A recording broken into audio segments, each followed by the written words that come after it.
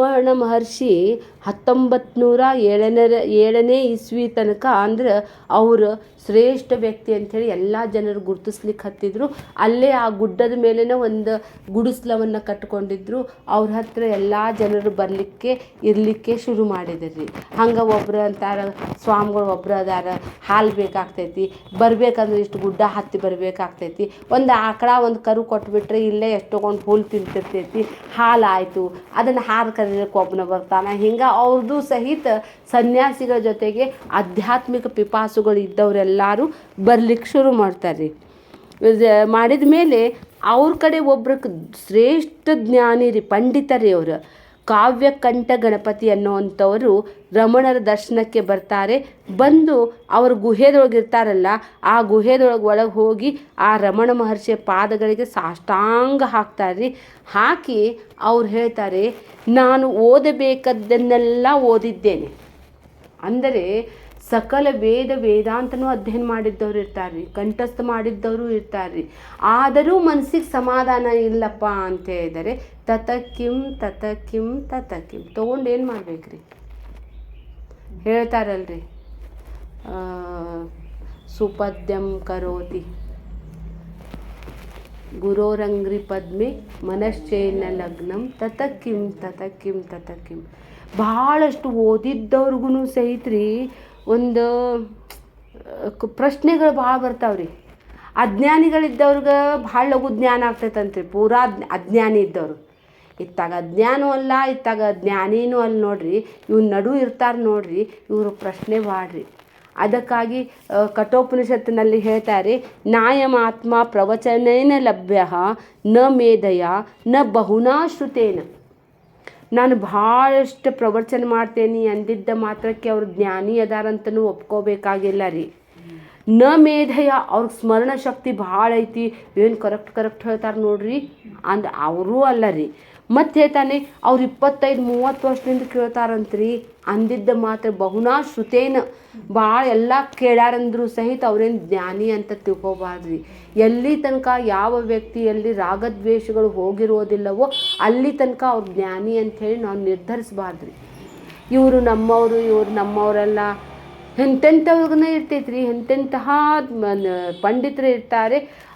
ಅದು ನಮೂನಿನೇ ಇರ್ತೈತ್ರಿ, ಇವ್ರು ನಮ್ಮವರು, ಇವ್ರು ನಮ್ಮವರಲ್ಲ ಅಂಥೇಳಿ, ಇವ್ರು ಬೇಕು ಇವ್ರು ಬೇಡ, ಇದು ಬೇಕು ಇದು ಬೇಡ ಅನ್ನುವಂಥ ರಾಗದ್ವೇಷ ರೀ.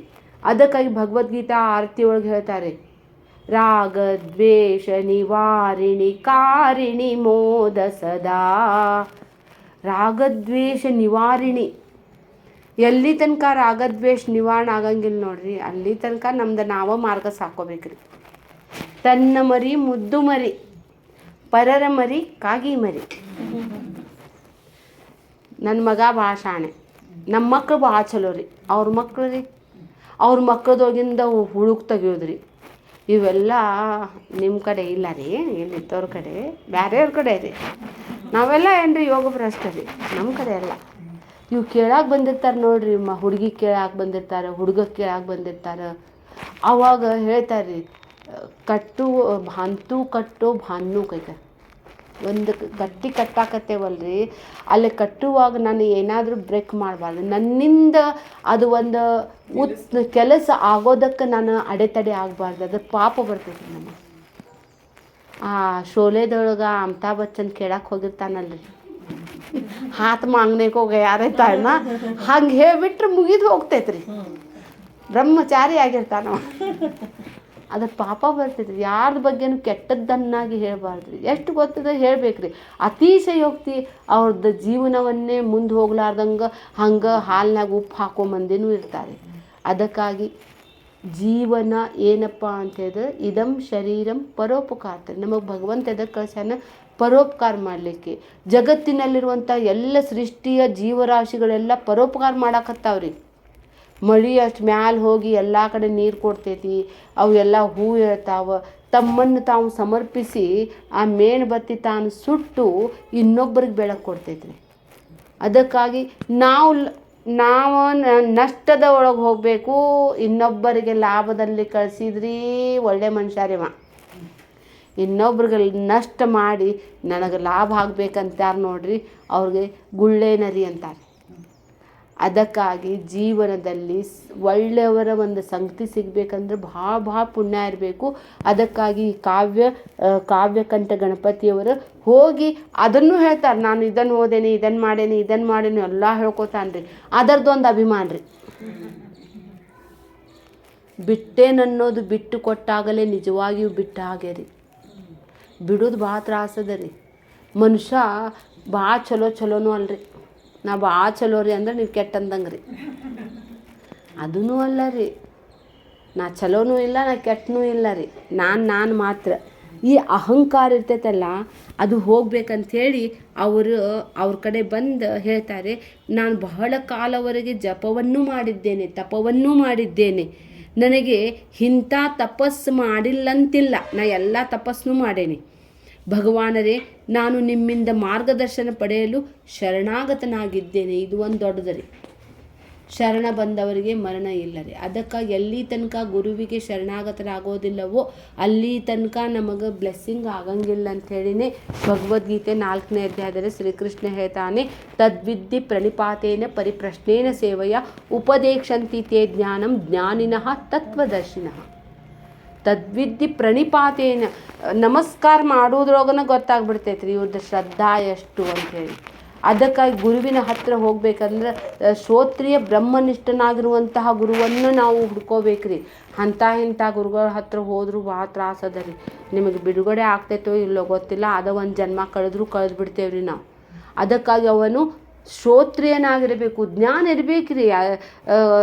ಕಪೋತ ಕಲ್ಪಿತ ಇಮ್ಯಾಜ್ ಮಾಡಿ ಹೇಳ್ತೇನೆ ಅಂದ್ರೂ ಇಲ್ಲ ರೀ. ಅವರು ಗುರು ಪರಂಪರೆಯಿಂದ ಗುರುವಿನ ಹತ್ತಿರ ಹೋಗಿ ಅವರ ಪಾದ ಪದ್ಮದಲ್ಲಿ ಕುಳಿತುಕೊಂಡು ಆ ಪರಂಪರೆಯಲ್ಲಿ ಬಂದಿರಬೇಕು. ಆ ಪರಂಪರೆನ ಮುಂದೆ ಬರ್ತೈತೆ ರೀ. ಪರಂಪರೆ ಇರಬೇಕು ರೀ. ಪರಂಪರೆ ಇಲ್ಲದೆ ಇರುವಂತಹ ಎಷ್ಟೋ ಈಗ ಅದಾವ್ರಿಗೆ ಗೊತ್ತಿಲ್ಲ. ಅದಕ್ಕಾಗಿ ಸದಾಶಿವ ಸಮಾರಂಭಾಂ ಶಂಕರಾಚಾರ್ಯ ಮಧ್ಯಮಾಂ ಅಸ್ಮದಾಚಾರ್ಯ ಪರ್ಯಂತಾಂ ಒಂದೇ ಗುರು ಪರಂಪರಾರಿ. ಅದಕ್ಕಾಗಿ ನಾವು ನಿಮಗೆ ಗುರು ಅಂತ ಸ್ವೀಕಾರ ಮಾಡಿದ್ದೇನೆ, ನಾನು ನಿಮಗೆ ಶರಣಾಗತನಾಗಿದ್ದೇನೆ. ಅದಕ್ಕಾಗಿ ನೀವು ನನಗೆ ಕರುಣೆ ತೋರ್ಬೇಕಂತ ಕೇಳ್ಕೊತಾನ್ರಿ. ಆವಾಗ ರಮಣ ಮಹರ್ಷಿ 15 ನಿಮಿಷವರೆಗೂ ಸಹಿತ ಹಿಂಗೆ ತದೇಕ ಕಣ್ಣ ಚಿತ್ತದಿಂದ ಅವನು ನೋಡ್ತಾರಂತ. ನೋಡಿದ ಕೂಡಲೇ ಅವ್ರು ಹೇಳ್ತಾರಂತ, ಫಸ್ಟ್ ಅವ್ರು ಇದನ್ನು ಮೌನ ಮುರಿದಿದ್ದ ಈ ಕಾವ್ಯಕಂಠ ಗಣಪತಿಯವ್ರಿಗೆ ಮಾತಾಡ್ಲಿಕ್ಕಂತ್ರಿ. ಯಾವಾಗ ಉತ್ತಮ ಶಿಷ್ಯ ಸಿಗ್ತಾನೆ ನೋಡ್ರಿ, ಆವಾಗ ಪ್ರವಚನ ಮಾಡಕ್ಕೆ ಬರ್ತೈತ್ರಿ. ಕಂಡವ್ರ ಮುಂದೆ ಹೇಳಕ್ಕೆ ಬರೋಂಗಿಲ್ಲ ರೀ. ಈ ಕ್ಲಾಸ್ನಲ್ಲಿನ ನನಗೆ ಒಂದು ಸ್ವಲ್ಪ ಸ್ಪಷ್ಟವಾಗಿ ತಿಳಿಸುವಂಥ ಪ್ರಯತ್ನ ಮಾಡ್ತೇನೆ ರೀ. ಕೇಳೋರು ಸಹಿತ ತಿಳ್ಕೊಳ್ಳುವಂಥವ್ರಿದ್ರೆ ತಿಳ್ಸಕ್ಕೆ ಸಾಧ್ಯ ರೀ. ಅವ್ರದ್ದು ಚಿತ್ತ ಬೇರೆ, ನಮ್ದು ಹೇಳೋದ ಬೇರೆ ಅಂತೇಳಿದರೆ ಅಲ್ಲಿ ಫಲಪ್ರದ ಆಗಂಗಿಲ್ಲ. ಆವಾಗ 11 ವರ್ಷದ ಮೌನವನ್ನು ಆ ಕಾವ್ಯ ಗಣಪತಿಯ ಮುಂದೆ ಅವರು ಬಾಯಿ ತೆಗಿತಾರೆ. ಫಸ್ಟ್ ಅವ್ರು ಹೇಳಿದ್ದ ಮಾತು, ಈ ಅಹಂ, ನಾನು ಕಲ್ತಿದ್ದೇನೆ, ನಾನು ಓದಿದ್ದೇನೆ, ನಾನು ತಪಸ್ ಮಾಡೇನಿ, ನಾನು ಅಂತ ಇದ್ದಾನಲ್ಲ, ಈ ಅಹಂ ನಾನೆಂಬ ಭಾವನೆಯನ್ನು ಮೂಲ ಯಾವುದದ ನೋಡು, ಅಲ್ಲಿ ನೀನು ವಿಚಾರಿಸು. ಅಹಂ ಅಂತ ಇದೆಯಲ್ಲ, ಶರೀರ ಅಹಮೇನ ಅಲ್ಲ, ಮನಸ್ಸು ನಾನೇನು, ನಾನು ಅಂದರೆ ಅಹಂ ರೀ. ಅಹಂ ಅಂದರೆ ನಾನು. ಸಂಸ್ಕೃತದಲ್ಲಿ ನಾನುಗೆ ಅಹಂ ಅಂತ ಹೇಳ್ತಾರೆ.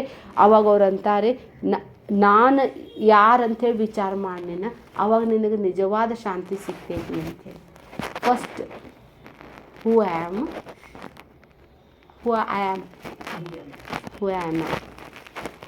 ಅದನ್ನು ವಿಚಾರ ಮಾಡಂತ ಹೇಳ್ತಾರೆ ರೀ ಅವ್ರು.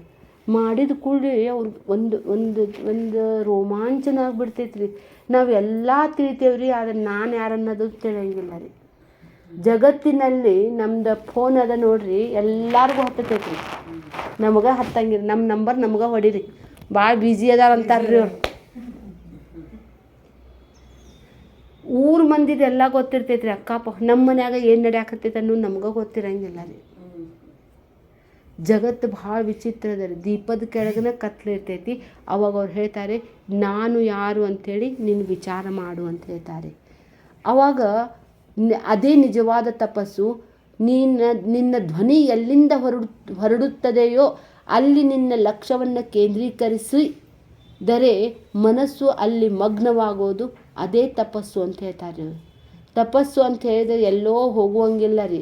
ಅದು ಮನಸ್ಸು ಎಲ್ಲಿಂದ ಈಗ ಮಾತಾಡಬೇಕು ಅಂತೇವಲ್ರಿ, ಆ ಮಾತಿಗೆ ಆಧಾರ ಯಾವುದದ ಅಲ್ಲಿ ನಿನ್ನ ಮನಸ್ಸನ್ನು ಕೇಂದ್ರೀಕೃತ ಮಾಡು. ಅವರು ಅತಿ ಹೆಚ್ಚಿಂದಂತ ಹೇಳಿದ್ರೆ ಆಂತರಿಕ ತಪಸ್ಸನ್ನೇ ಹೇಳ್ತಾರೆ, ಬಾಹ್ಯ ತಪಸ್ಸಕ್ಕಿಂತ.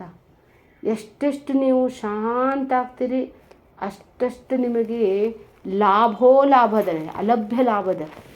ಹೀಗಾಗಿ ಅವರ ತಪಸ್ಸು ಈ ನುಡಿಗಳನ್ನು ಮುನಿಗಳಿಗೆ ಅನುಗ್ರಹ ರೂಪವಾಗಿ ಪರಿಗಣಿಸಿತು. ಅಯ್ಯೋ ಖರೆಯದು ನೋಡಿದ್ದು ನನಗೆ ಅನುಗ್ರಹ ಆಯಿತು ಅಂತ ಹೇಳ್ತಾರೆ. ಆಮೇಲೆ ಆ ಮುನಿಗಳಿಗೆ ಬ್ರಾಹ್ಮಣ ಸ್ವಾಮಿಯ ನಿಜವಾದ ಹೆಸರು ವೆಂಕಟರಮಣ ಎಂದು ಗೊತ್ತಾಯಿತು. ಅವರು ತಮ್ಮ ಶಿಷ್ಯರನ್ನೆಲ್ಲ ಒಂದುಗೂಡಿಸಿ ರಮಣ ಮಹರ್ಷಿ ಅಂತ ಕರೆಯೋಣ ಅಂಥೇಳಿ ಆವಾಗಲಿಂದ ಆ ಕಾವ್ಯಕಂಠ ಗಣಪತಿ ಮುನಿಗಳದ್ದು ಭಾಳ ಮಂದಿ ಫಾಲೋವರ್ಸ್ ಇರ್ತಾರೆ. ಅಷ್ಟು ಮಂದಿ ಬಂದ ಇವರ ನಮ್ಮ ಸದ್ಗುರು, ಇವರ ಹೆಸರು ಇವತ್ತಿನಿಂದ ಭಗವಾನ್ ರಮಣ ಮಹರ್ಷಿ ಅಂಥೇಳಿ ನಾಮಕರಣ ಮಾಡಿದ್ರಿ.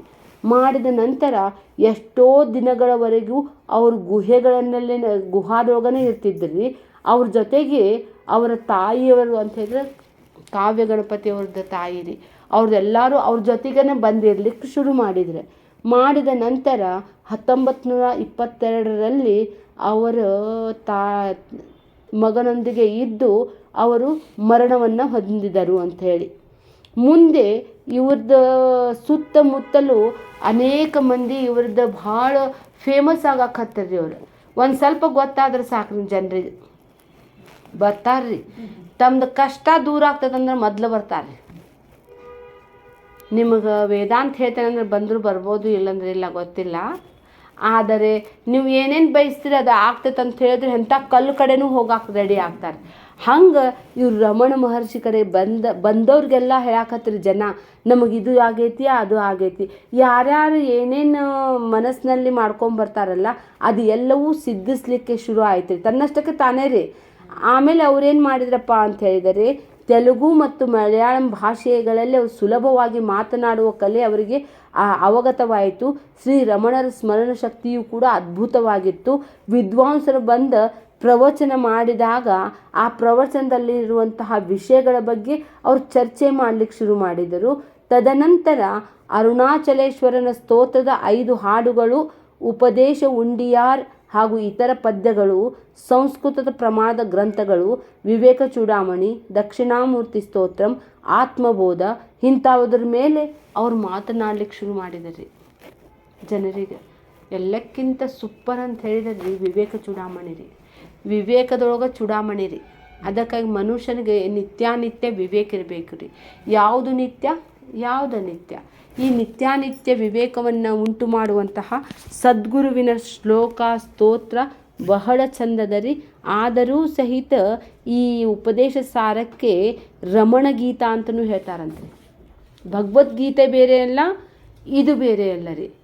ಅದಕ್ಕಾಗಿ ಇದು ಹೇಗೆ ಪ್ರಾರಂಭ ಆಯಿತು ಅನ್ನೋದನ್ನು ನಾವು ನಾಳಿನ ಕ್ಲಾಸಲ್ಲಿ ಮತ್ತೆ ಮುಂದುವರಿಸೋಣ.